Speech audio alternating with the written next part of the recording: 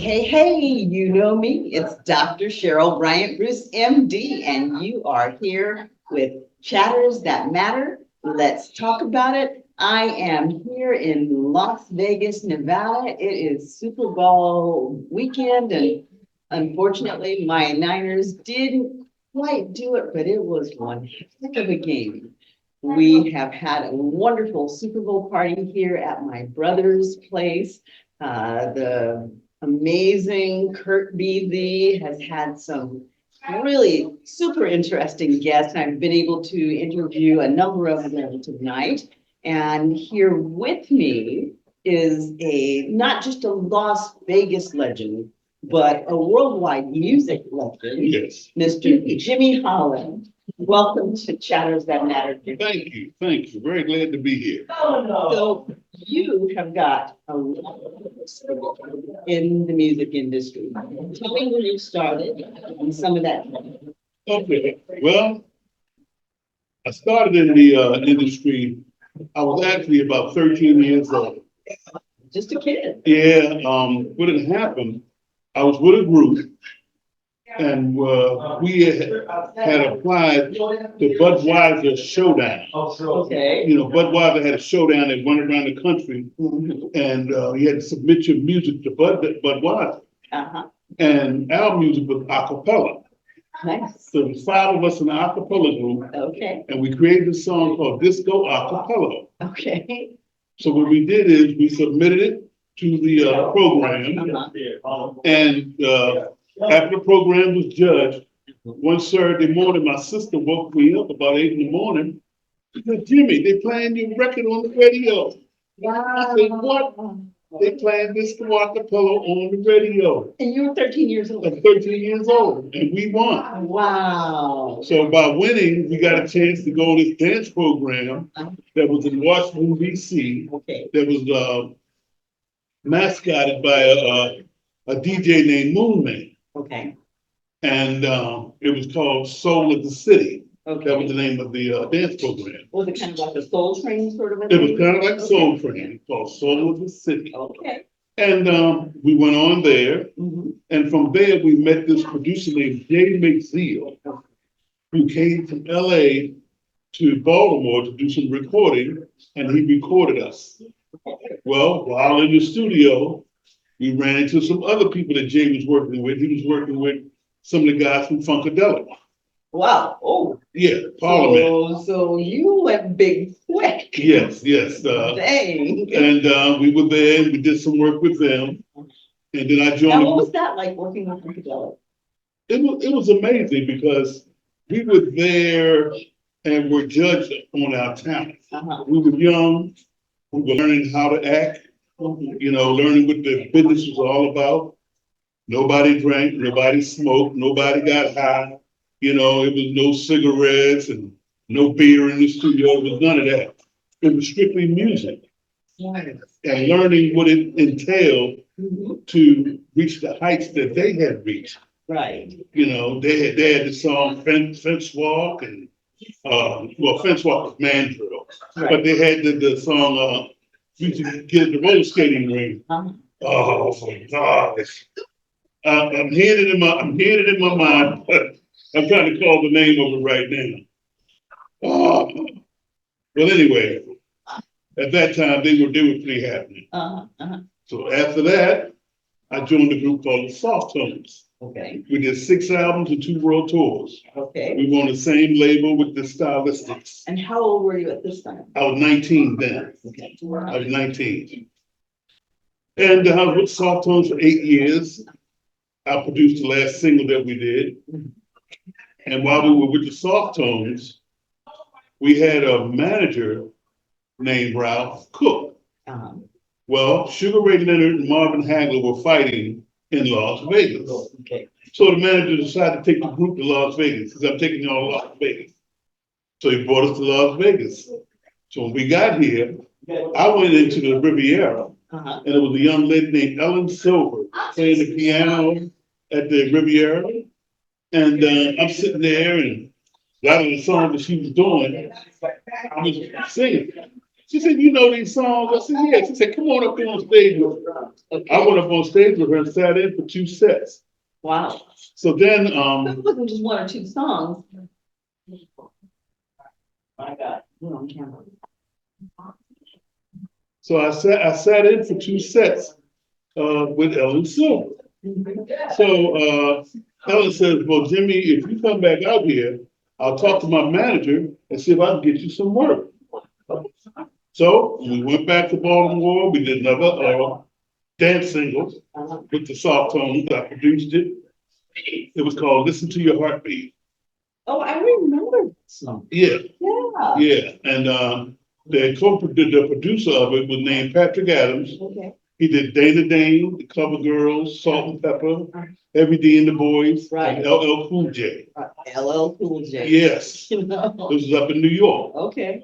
Queens, Long Island City. Right. So now you're really playing in the big league. Yeah. Okay. So then and you're how old here? You're 19. Okay, so you're still 19. Yes. And Well, during the course of I was with the soft tones for 8 years. So right. This was toward the end of me being with them after 8 years. So I guess I was about maybe 27 okay. at the time. All right. Okay. Yeah. So, you just kind of, from the time you were 13, you've been progressively stepping up bigger and bigger. Yes. And I mean, I think one of the things to point out here is, even though you started quite young and you had some good breaks early, we're talking about from 13 to 27.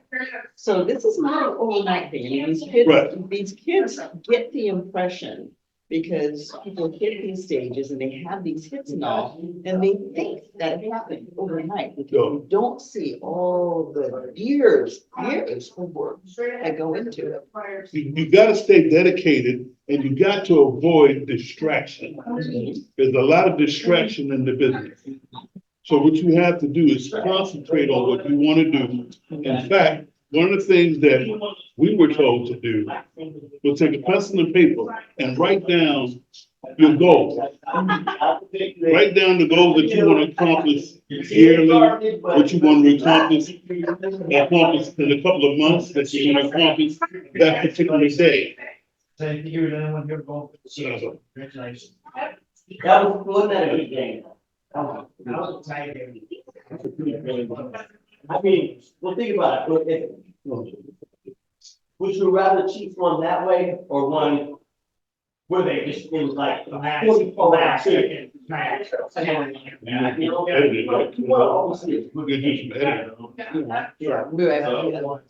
producer will take care of that. They earned that.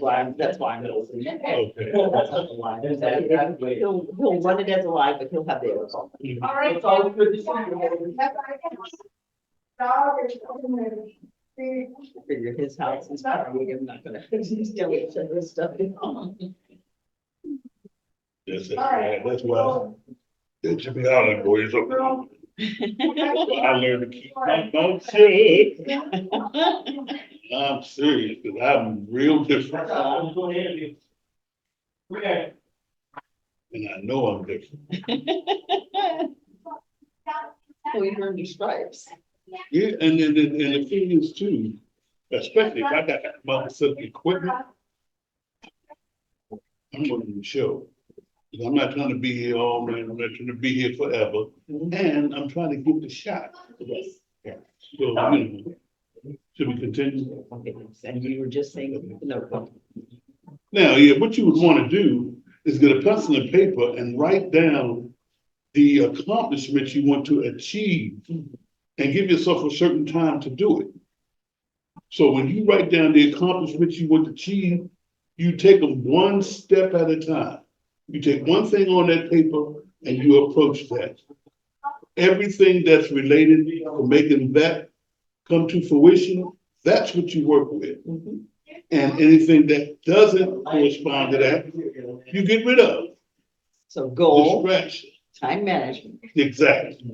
Take out all of the distractions. You take out the distraction. So you learned this at a very young age. Yeah, I was taught that because when I was doing the soft tones, I had a goal in my mouth.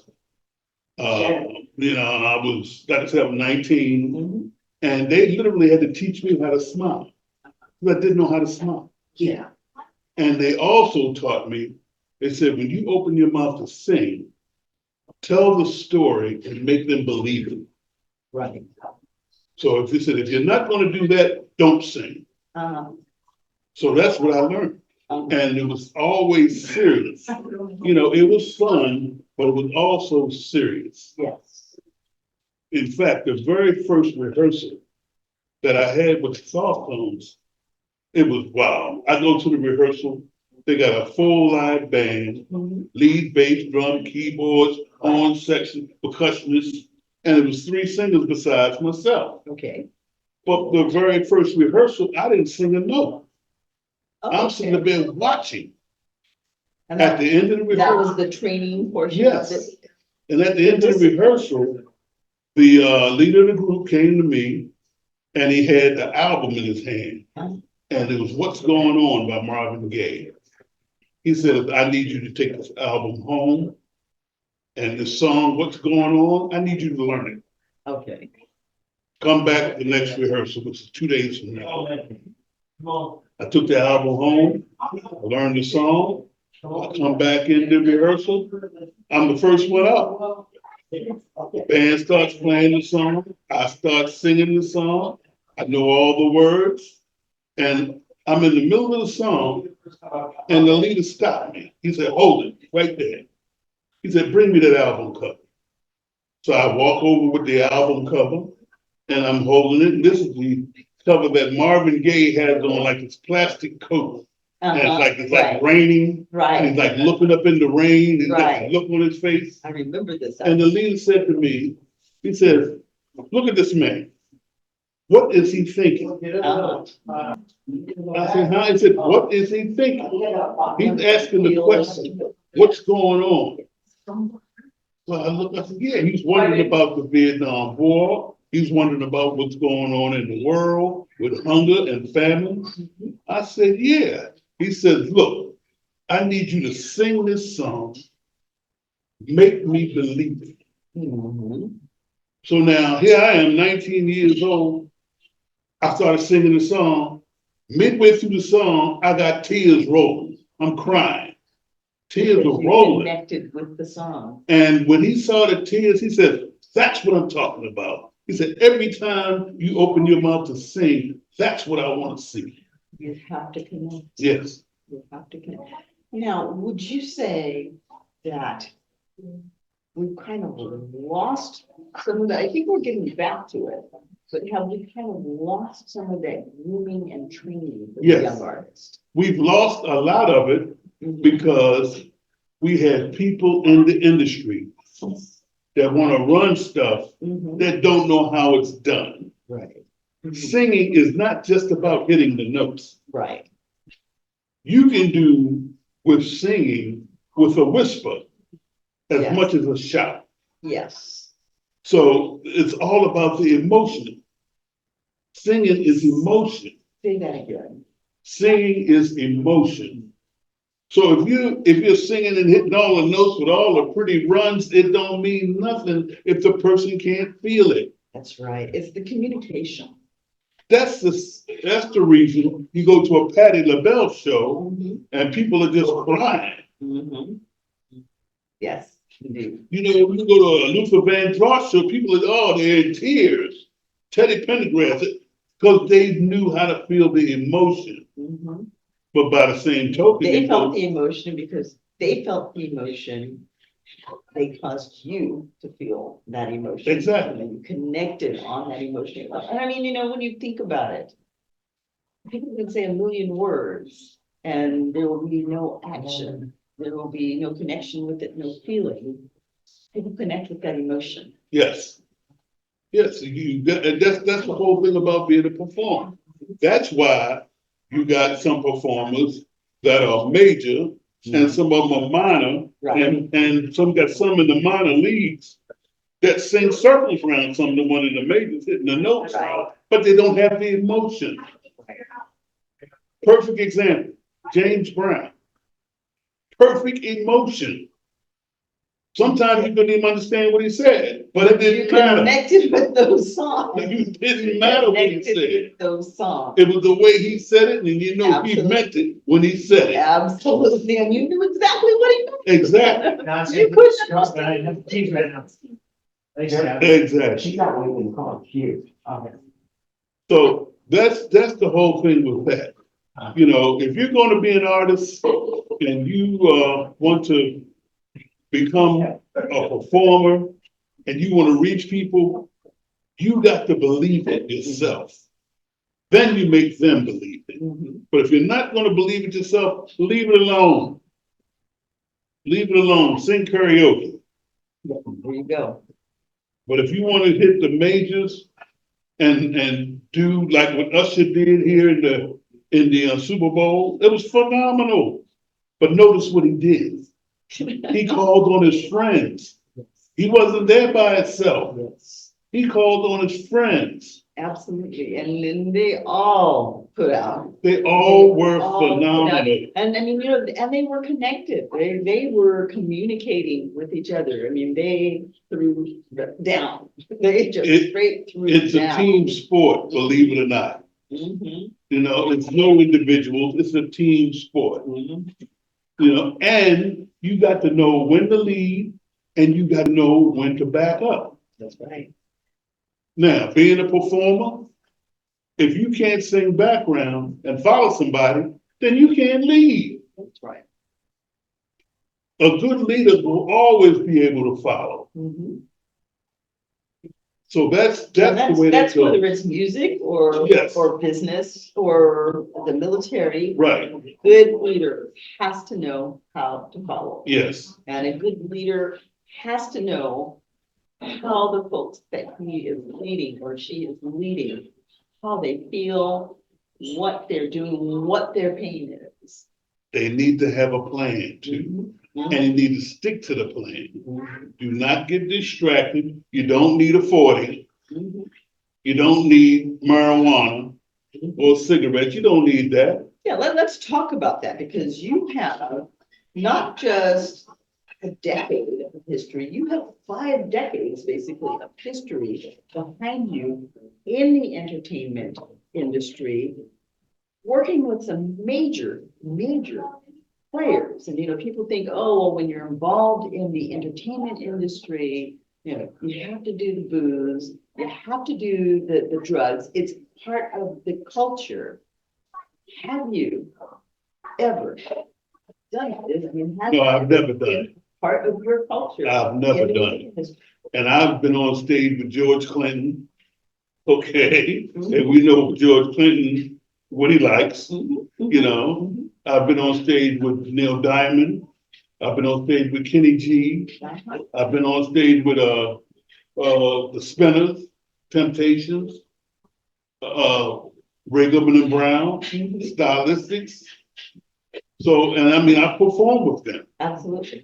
you Absolutely. know, but they also realize that I do my job. Yes, When I hit the stage, there's no problem. I don't have to be told how to act. right, I don't have to be told when my part comes up because I know it. right. You got to study. Young people, you got to study. You got to study.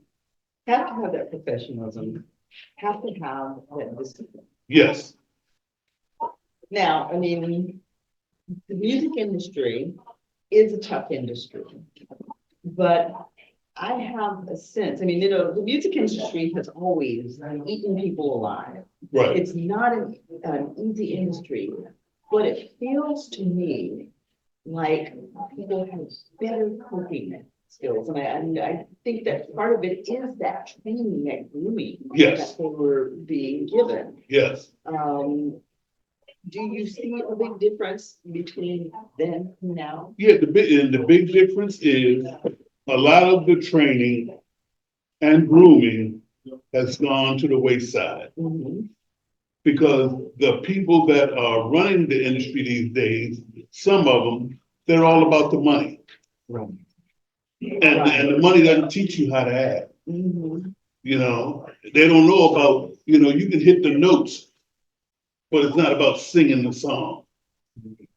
it's one thing to hit the notes. It's another thing to sing. You gotta sing the song. You gotta sing the song. Exactly. You gotta sing it. So that's what's important.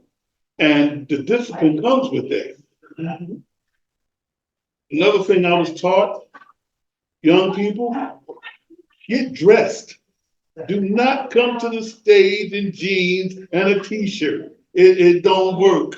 Not if you're planning on trying to make this your living. People appreciate when you dress up for them. The effort. And smile. Okay? Pay attention to what's going on. You know what I mean? I've dealt sometimes with artists that got all the talent in the world, couldn't stand in front of an audience because they couldn't stand to look at the audience. But the minute someone in the audience has a negative frown on their face, they begin to be upset. Yes. Yeah. This whole disc culture. He or she is disrespecting me. Right. And so I'm going to stop my concert. Yeah. And address that. Yeah. For me, that feels so unprofessional. It's like, if he or she is disrespecting you in the front row, Ignore. you don't see that person. You've got an entire theater full of people that you are performing for. They pay good money to see you do your best. Exactly. Why let one fool in front? You got 500 people in the audience, and you focus on the one lady down front that's frowning. Look at someone else. Look at your band members. Right. Pay your attention somewhere else, because the minute you pay attention to what's going on out there with that person that's in a negative mode, it affects you, and everybody can see it. Yes, absolutely. They're going to hear it and they're going to see it. Absolutely. That's not how you make your money. You want to come back. You don't want to do a concert just once. You want to be called back. And those people are going to be the ones that have you come back. And the audience is going to remember that you took the high road, and that in spite of this idiot in the front row acting up, you still gave them the show of their lifetime. Exactly. They are going to remember that. They are going to appreciate that. They are going to relate that to everyone. And man, they had enough tied up in the front, but the show they put on, in spite of the progression. You know, I was talking to a comedian a couple of weeks ago that had a heckler in the audience. Oh, this woman was just heckling him something awful. He's going back and forth with this lady, tooth and nail. People got up, started walking out. Yes. Because it ceases to be funny. I told him after the show, I says, why did you even deal with her? You say something once and then you move on. You don't give them your microphone. You don't give them your attention. You don't give them your power. He says, well, I just wanted to win. I said, well, the minute you won was when the room got full. When people paid to come in and see you, you already won. And she won when you continued to engage with her and you lost your audience. Exactly. An audience that won't be back. That's right. Because they remember, and they're going to tell everybody that they know. Tell their friends. And they are going to tell their friends. So you just lost a whole bunch trying to make up for what this person was. You know, let that go. You know, when I first got here to Vegas, like I said, I sang with Ellen Silver there. I didn't immediately get into a group or start performing at the different venues up and down the strip. At that particular time, this is 1991, they had bands in the strip, in the lounges. Right. Okay. They also had karaoke contests. Okay. So now the very first karaoke contest I got in, I wound up coming in second place to a guy that I think I should have easily won. But I realized I'm brand new So I got to come extra heavy. This guy has been going to this particular contest and he's been winning every week for the last 6 weeks. So when I show up, they get him. You really have to unseat him because Exactly. he's the reigning champion and you've got to take the belt from him. So the next week, I showed up suit and tie. Okay. And I picked a popular song, sang the song, and I won. I won 8 weeks in a row. It was at the San Remo. I won 8 weeks in a row. And they said, Jimmy Holland, you can't be in the contest anymore. You got to come back as a special guest and come back for the finals. Well, I went back and won the finals too. Excellent. So it's like you got to stay current, but you also got to practice your craft. Right. You know, you got to know what makes you a winner. Right. The fact I show up and I'm dressed in a different suit every time they see me. You know, a couple of the times I had a tuxedo on just to do the karaoke performance. So I win when I step on stage and grab the mic before I even open my mouth. And the young people today, they have their culture and they have a look and they say, oh, you know, that's kind of old fashioned to be dressed like this and everything. But what I've noted is that when one of them does dress up, we all love it. Perfect example. Look at us. It, What he had on was phenomenal. He was just on it. He was so on point, and then he Coolio. came back and changing Not out. Coolio, Ludacris, Ludicrous. Little John. They were dressed. Look at the way Alicia Keys was dressed. Oh my gosh, Alicia Keys, she killed it with that outfit, and the whole flowing thing that matched the flowing piano. She killed There that. was no jeans and tennis shoes. Okay. Even when Usher put the roller skates on, it was no jeans and tennis shoes. Yes. Yes. He was dressed. Young people, that's what you gotta do. He came to play the game, not just to play it, but to win it, and he killed it.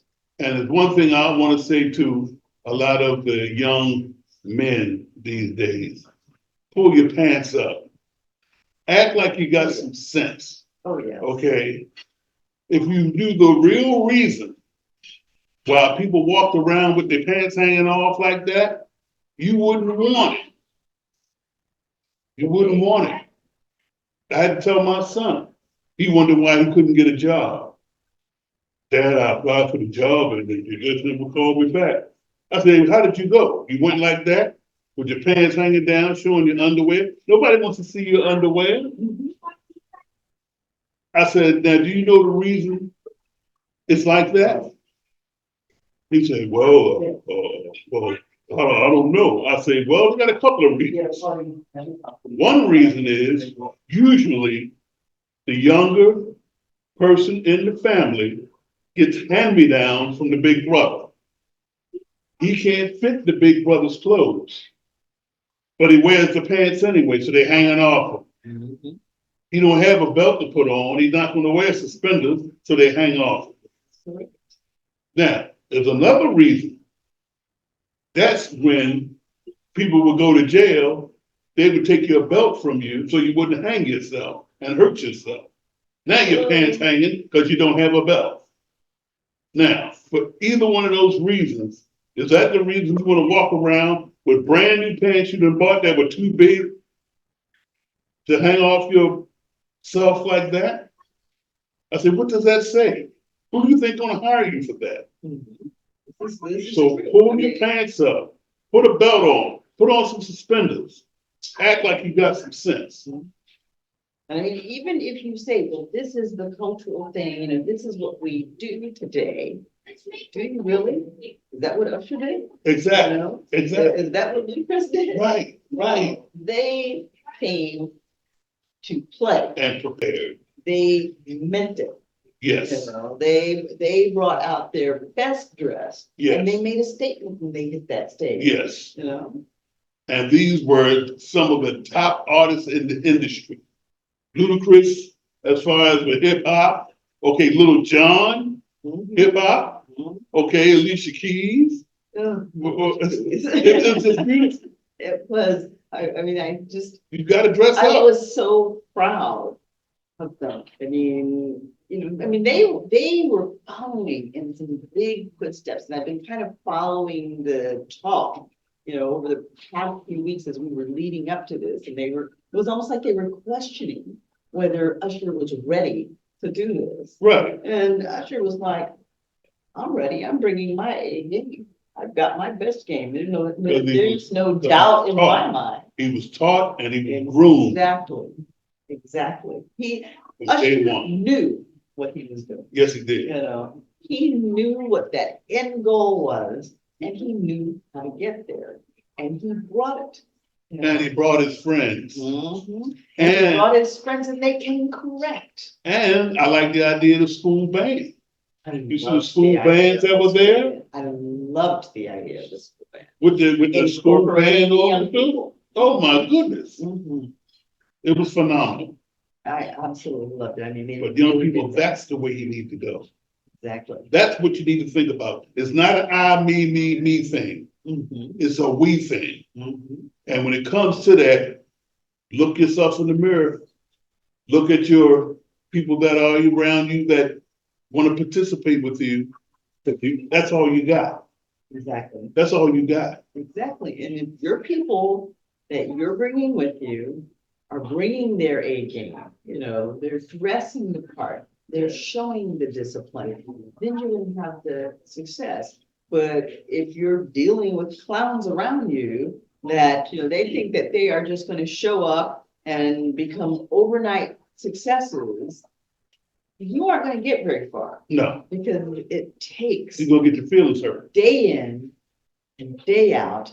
And it doesn't happen overnight, even if it looks like it happens overnight. I mean, that is such a rare thing. It's like the needle in the haystack. It takes dedication. You don't see the hours and days, weeks, years, decades that it takes. There are very few artists out there that make it that haven't had at least a decade. Yes. And most of them will tell you, we had a conversation with Busy Bee. Busy Bee's like, I've been out here a million years before I hit, Right.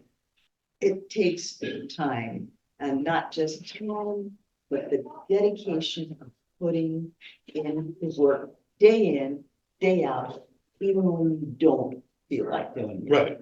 Even when there's something else going on that looks like more fun or may feel more lucrative.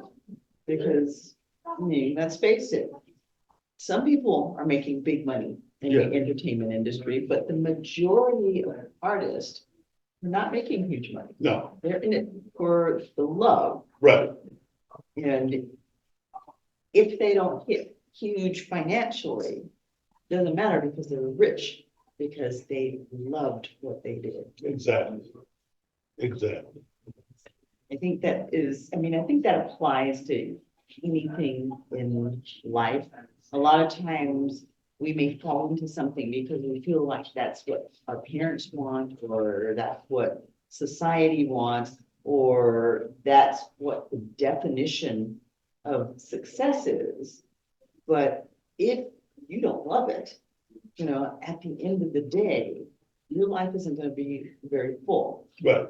But if you have something that you're passionate about, that you love, if you wake up every morning, and when you wake up, music is in your heart, then you're a musician.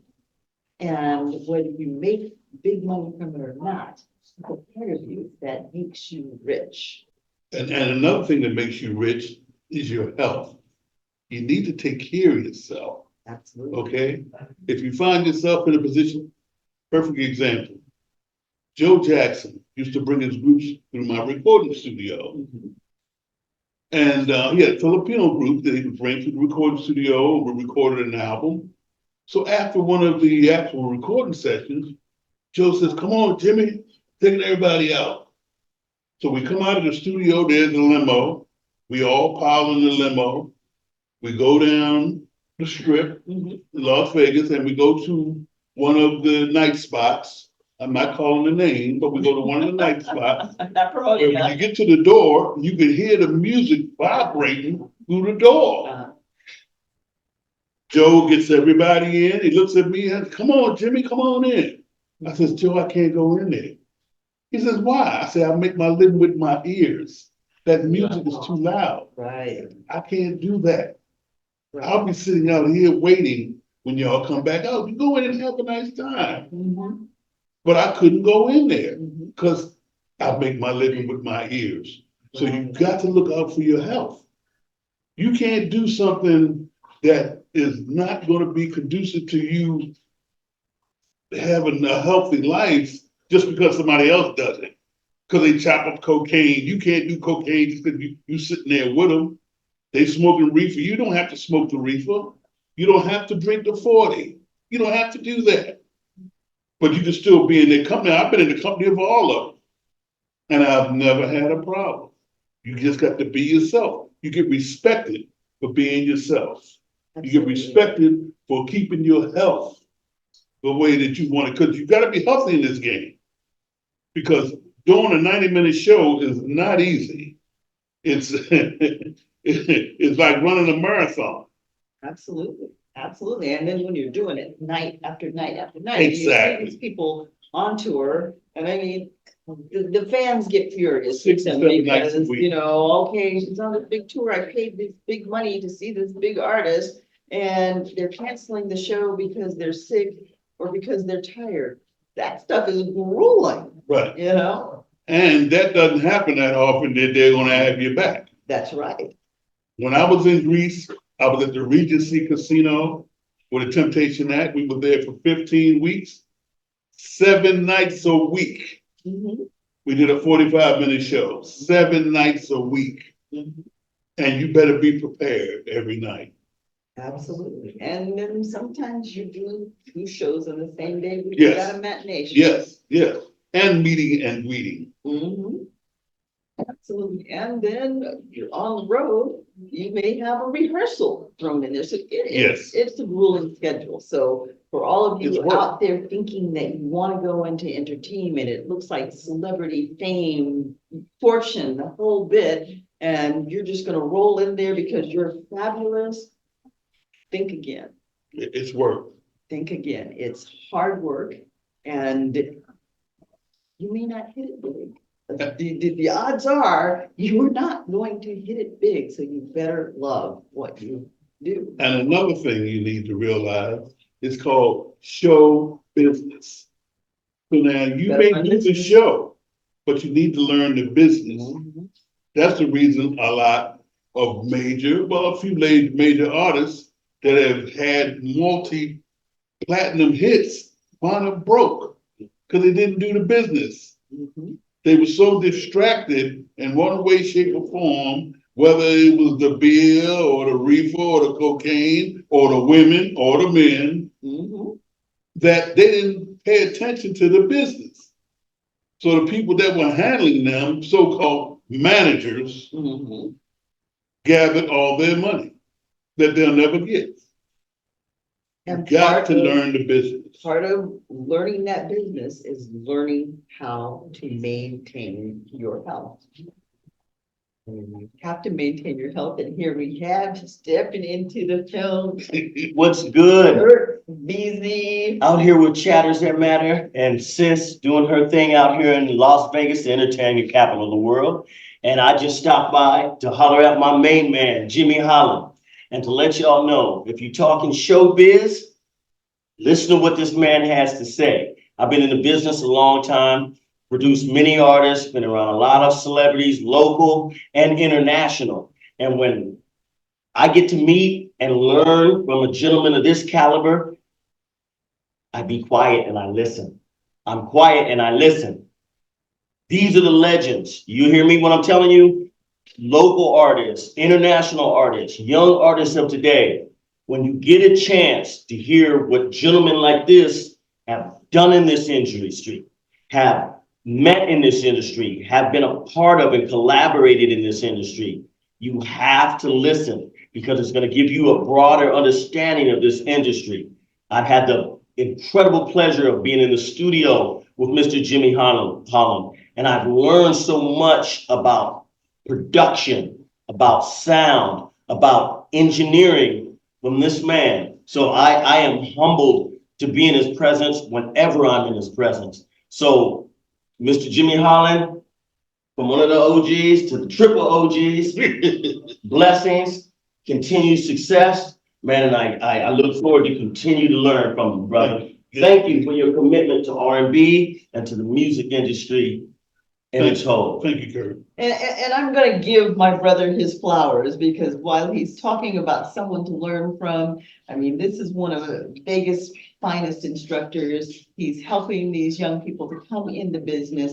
He's doing some of that grooming and training that we have been talking about the artist needing, and he's showing them the discipline. And my trial and error through that is from the lessons this gentleman here, this legend here, have learned from the 60s, 70s on up. And those lessons will propel you through this industry, through what it takes to really tighten in your show, your sound, your production, and your team. And I'm honored to be in your presence, sir. I didn't mean to crash y'all's interview. Y'all stay cool. Chatters that matter. The celeb doc, I'm out 100. Thanks, Curtis. Yes, indeed. Mhm. So you have heard it. You have heard it from some of the greats, and as Curtis was saying, triple OG in the industry, 50 years worth of experience, wisdom, and knowledge, and he's been dropping it here today. And again, it's one of those things that he's dropped, is that you have to maintain your health, and part of maintaining your health is being attentive to what you consume. And he is the living proof that the drugs and alcohol don't have to be a part of it. And I'm not saying that you can't drink, but it doesn't have to rule your life because you're in the industry. And if you keep your mind healthy, then you can stay in the game. Yes. As long as this man has, because he's been in the game for 50 years, but he's not retired. No. He is still in the game, hitting hard. And this is what it takes to have that longevity, to have that real success. And I mean, hats off to you. Well, thank you. We are. Hats off to you for bringing this Much. this is what's needed. Mhm. Because as we said earlier, a lot of the grooming and instruction that a lot of the younger people need, they don't get. Right. There's nowhere for them to get it Mhm. unless we give it to them. We have to create, I thank you for creating a platform that they can actually turn on Chatter That Matters and find out what I need to do. Right, right. What can help me get to the next level? Right. And then we're talking music today, but these basic principles are the things that you can utilize in any realm of business, University. not just business, but in life, because life requires that same kind of dedication. Life requires that same kind of discipline. And something that you said earlier was that you have to have a plan, you have to have a goal, because otherwise you're just kind of randomly riding down the road. And if you don't know where you're going, how are you gonna get there? Exactly. So, we appreciate that drop of wisdom. And again, it can be used in any walk of life.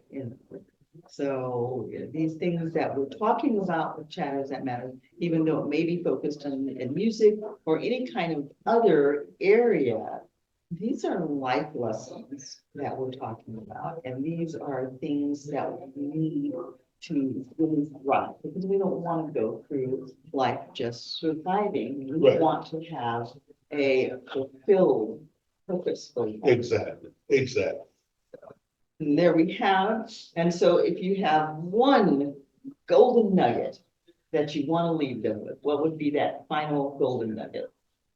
Well, the final golden nugget I would leave you with, young people, is surround yourself with people that think like you. In other words, if you are someone that's real adamant about success, surround yourself with people that are adamant about success.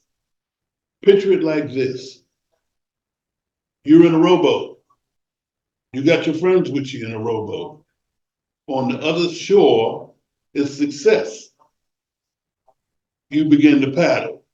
But if you got somebody in the boat that's not paddling, they just dead weight. So if they don't want to help paddle, they need to get out of the boat. Right? Take the people that paddle, and the more of you that paddle, the quicker you get to the other side. That's what you need to remember. Surround yourself with the proper people. You know right from wrong. You know right from wrong. And you know the people that are right and wrong. Surround yourself with the people that are doing right to help you get where you want to be. And there you have it. So we have had the spectacular Jimmy Holland dropping knowledge. Jimmy, if people want to reach you, I mean, because again, you have this tremendous wisdom. I'm sure there are people who would love to have you as a speaker, and you're doing a lot of other things. How will they connect? Well, you can reach me through my email. It's kirkadeanmusic@yahoo.com. Now I'm going to spell it because usually people spell it wrong. Right. It is KERKERDINE music, MUSIC @yahoo.com. And we will put that up on the site. Hurricane will put that up on the site. So if you didn't catch it, it will be there. And again, just as always, if you need to reach him and you don't have that information, you can always reach out to Hurricane or myself, and we will make sure that we connect with him. He does not have social media, so this is the way that you are going to need to reach him. But we do have social media, so again, you can always DM us, and we'll make sure that you get to it. So you've been listening to Chatters That Matter. We thank you for joining us. We hope that we gave you some drops that you can take out with you, share them with friends. Invite your friends to come back and join you in watching the show Monday, Wednesday, 6 p.m. Pacific Standard Time, pretty much everywhere you want to find us. We're on all of the visual platforms, whether you go to YouTube, Instagram, I don't care where you go, we're going to be there. But not only are we on those video programs, we are also on your radio broadcast. You can catch us on Spotify, you can go Sirius, wherever you want to listen to that radio. Monday, Wednesday, 6 p.m., 9 p.m. That's 6 p.m. Pacific Standard Time, 9 p.m. Eastern Standard Time. And we are on YouTube Evergreen. So come back and join us, hit those likes, send those messages, share, bring a friend back to watch us. We thank you for being with us for another week. This is Chatters That Matter. Let's talk about it. Thank you to our talent manager, Ricky Aaron, and to our producer, the awesome Hisham El-Nati, Hurricane H. Chatters That Matter. Let's talk about it with Jimmy Holland. Peace out. Hello, I'm Jimmy Holland, and you have been listening to Chatters That Matter.